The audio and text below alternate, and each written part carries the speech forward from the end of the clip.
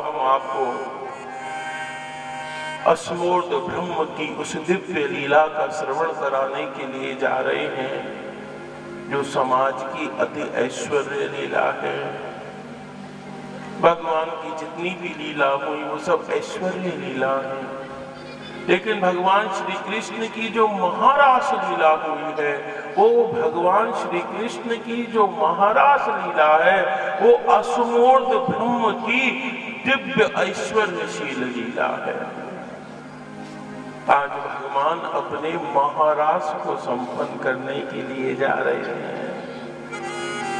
कल हमने आपको श्रवण करवाया कि गोपियों के मन चित्त बुद्धि अहंकार का भगवान ने हरण कर लिया था और ये वचन दिया था कि आज से ठीक 1 वर्ष के बाद मैं तुम्हें वो आनंद प्रदान करूंगा जो देवताओं के लिए भी दुर्लभ होगा। और अपूर्व भाव से भगवान ने ठीक 1 वर्ष के बाद श्रीधाम वृंदावन में अपनी महारास लीला को करने का संकल्प किया है। भगवान ने अपनी इस महारास लीला का जो संकल्प किया है वो कौन सी ऋतु में किया है? बोले भगवान ने अपनी जो ये महारास लीला करने का जो संकल्प किया है वो शरद ऋतु में किया है। कौन सी ऋतु में? बोले शरद ऋतु। और ऋतुओं में जो सबसे बूढ़ी ऋतु है वो कौन सी ऋतु है? बोले ऋतुओं में जो सबसे बूढ़ी ऋतु है बोले वो ही शरद ऋतु है। भगवान ने अपनी लीला को शरद ऋतु में करने की क्यों सोची? बूढ़ी ऋतु में क्यों करने की सोची? भगवान की महारास लीला है, तो महारास लीला कौन सी में होनी चाहिए थी? बोले बसंत ऋतु में होनी चाहिए, क्योंकि बसंत ऋतु जवान ऋतु है। लेकिन भगवान ने अपनी लीला बसंत में नहीं करी है, भगवान ने अपनी लीला शरद ऋतु में करी है। शरद ऋतु गंभीर ऋतु मानी गई है और भगवान भी अपनी लीला का आनंद भक्त को कब देना चाहते हैं? बोले जब उसके वाणी में और उसकी सोच में गांभीर्य आ जाए, गंभीरता आ जाए। जब व्यक्ति जवान होता है ना, जब उसके ऊपर यौवन का मद होता है तो वो किसी के आगे झुकने को तैयार नहीं होता। फिर तो जो हूं बस मैं ही मैं हूं, मैं ही मैं हूं। तो यौवन की अवस्था कैसी अवस्था है? यौवन की अवस्था मद भरी अवस्था है। क्या सही है क्या गलत है, माता पिता कुछ समझाएं तो कुछ समझने को तैयार नहीं।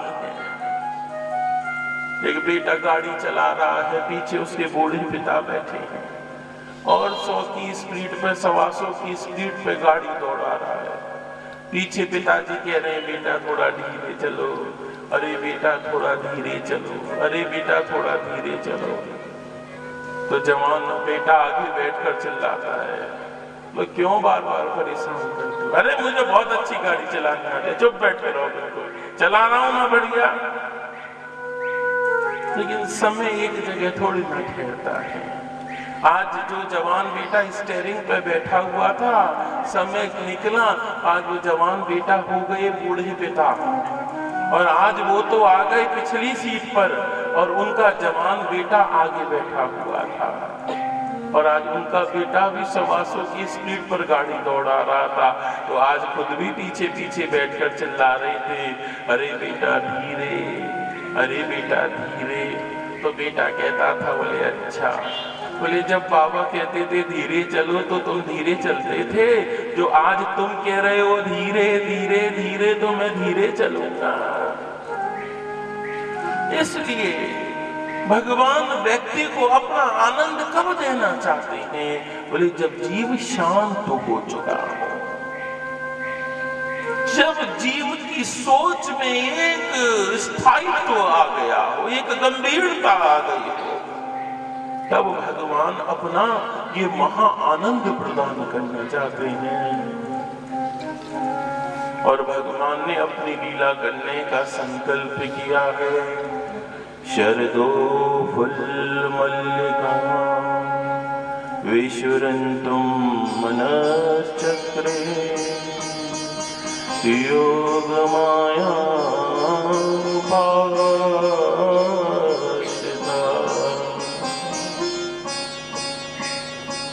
शरदो फुल मल्लिका, शरद ऋतु का चयन किया गया है। और आज महारास लीला की व्यवस्था कौन कर रहा है? विशुरन्तुम मनश्चक्रे योगमाया उपासिता। विशुरन्तुम मनश्चक्रे, व्यवस्था कौन कर रही है? बोले योग माया। आज महाराज की संपूर्ण व्यवस्था का भार किसने अपने कंधे पर लिया है? बोले आज महाराज की संपूर्ण व्यवस्था का भार बोले स्वयं योग माया जी ने लिया है। अब भगवान अपना वो दिव्य आनंद जीव तक पहुंचाना चाहते हैं, लेकिन कहां पहुंचाना चाहते हैं? बोले मनश्चक्रे, मन तक। भगवान कह रहे हैं मैं अपना आनंद देने के लिए आ रहा हूं, लेकिन मेरा आनंद कहां तक पहुंचे? बोले मनश्चक्रे, मन तक पहुंचना चाहिए। जब तक भगवान का जो आनंद और रस है मन तक नहीं पहुंचेगा, बोले तब तक जीवन में परिवर्तन नहीं आ सकता। इसलिए मन तक भगवान का आनंद पहुंचे, मन तक भगवान का रस पहुंचे। मन में परिवर्तन आना बहुत जरूरी है, क्योंकि भगवान चेहरे का भाव तो देखते ही नहीं है। चेहरे पे कथा में आ भी गए हैं, मुस्कुरा भी रहे हैं, लेकिन मन में क्या चल रहा है ये कौन जानता है? बोले तुम्हारे मन में क्या चल रहा है? बोले ये तो दो ही जन ही जानते हैं। बोले या तो तुम जानते हो, बोले या बंसी बजाते हुए गोविंद जानते हैं। और सबसे कपट किया जा सकता है, लेकिन गोविंद से कपट नहीं किया जा सकता। और शास्त्र कहता है कि यथा भावई तथा प्रभावई, जैसा तुम्हारा भाव होगा उसी के अनुरूप तुम्हें प्रभाव प्राप्त होने वाला है। तुम जैसा सोचोगे वैसा तुम्हें निरंतर प्राप्त होता रहेगा। यथा भावई तथा प्रभावई विशुरन्तुम मनश्चक्रे, मन तक पहुंचे भगवान का ये आनंद। और भगवान ने अपूर्व भाव से अपनी दिव्य महारास लीला कहने का संकल्प किया है। देखो महारास लीला में आज जो भी है वो सब स्मूर्त है,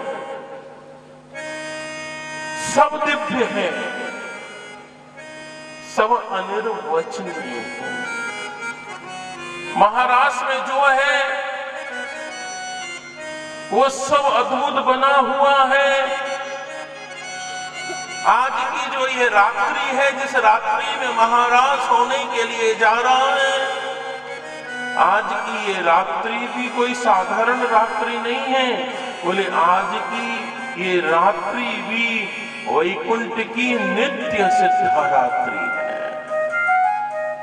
आज की जो रात्रि है वो 8 घंटे वाली रात नहीं है।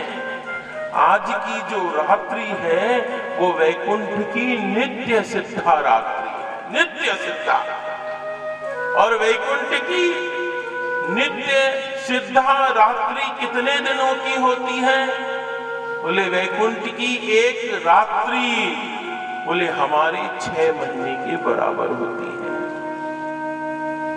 इसलिए पहले तो ये जान लो कि जो महारास हुआ ना, वो महारास एक रात नहीं चला है। भगवान का जो महारास हुआ है वो पूरे 6 महीने चला है। इसलिए महारास लीला को कहते हैं 6 मास की, 6 महीने की लीला है। तो आज की जो ये रात्रि है, ये कैसी रात्रि है? बोले आज की जो ये रात्रि है वो अप्राकृतिक रात्रि है। तो आज की रात्रि भी सिद्ध रात्रि है। अब आज का चंद्रमा कैसा है? बोले आज का जो चंद्रमा है वो चंद्रमा नहीं है जो प्रतिदिन आकाश के क्षितिज में उदित होते हैं। बोले जो आज का चंद्रमा है वो भी कैसा है? बोले गोभिरंजितम कलौ वामजुषा,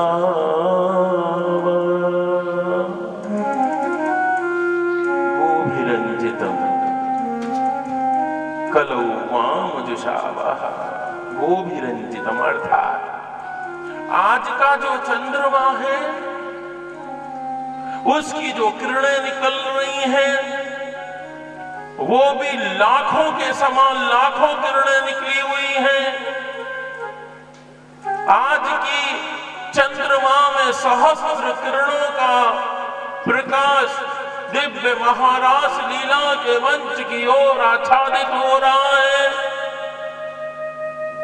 इसलिए आज की रात्रि भी अप्राकृतिक है, आज का चंद्रमा भी अप्राकृतिक है और आज के श्रोता, बोले आज के श्रोता भी अप्राकृतिक हैं। बोले आज महारास लीला देखने कौन आया है? बोले आज महारास लीला देखने बोले स्वयं कैलाश से भगवान शिव चले आ रहे हैं। भगवान ने निमंत्रण दिया, भोलेनाथ आओ मैं महारास करने जा रहा हूं, चलो आकर दर्शन करना। लेकिन सुनो, मेरी लीला में पुरुषों का प्रवेश नहीं है, स्त्री बनकर आना नहीं तो किशोरी जी भगा देंगी। भोलेनाथ तो चक्कर में पड़ गए, ये स्त्री कहां से बन के जाऊं? लेकिन भोलेनाथ का रोज का नियम है कि भोलेनाथ रोज अन्नपूर्णा जी के घर जाते हैं और अन्नपूर्णा जी से कहते हैं कि भिक्षाम देहि, और अन्नपूर्णा जी खप्पर में जो डाल देती हैं बोले भोलेनाथ वो ही प्रेम से पा जाते हैं। कभी भोलेनाथ ने अन्नपूर्णा जी से शिकायत नहीं करी कि तूने ये तो बनाया ही नहीं, ये तो खिलाया ही नहीं, तुझे ये तो बनाना आता ही नहीं है। नहीं तो आजकल लोग पत्नी कैसा भी भोजन बना दे, पति कुछ ना कुछ निंदा स्तुति निकाल ही देता है, ये कमी रह गई, वो कमी रह गई, ठंडा दे दिया, मसाले ज्यादा कर दिए, गरम नहीं है, रोज एक ही चीज बनाकर बैठ जाती है। एक बाबूजी आए दफ्तर से, एक गस्सा खाया, थाली उठाकर फेंक दी। बोले दुष्ट दिन भर घर में पड़ी रहती है, तेरे को कोई काम धाम नहीं, ढंग का खाना नहीं बना सकती है, नमक ज्यादा कर दिया। दूसरे दिन पत्नी ने फिर भोजन बनाया, पहले बच्चों को खिलाया, सास ससुर को खिलाया, जेठ देवर को खिलाया, पड़ोसन तक को खिलाया। बाबूजी दफ्तर से आए, एक गस्सा खाया, फिर थाली उठाकर फेंक दी। पत्नी ने कहा आज तो मैंने बच्चों को भी खिला दिया, माताजी पिताजी को भी खिला दिया, जेठ देवर को भी खिलाया, पड़ोसियों को भी खिलाया, सबने तारीफ करी। अरे तुमने कल थाली उठाकर फेंक दी कि नमक ज्यादा था, खाना अच्छा नहीं बना था, तो मैं चुप रही।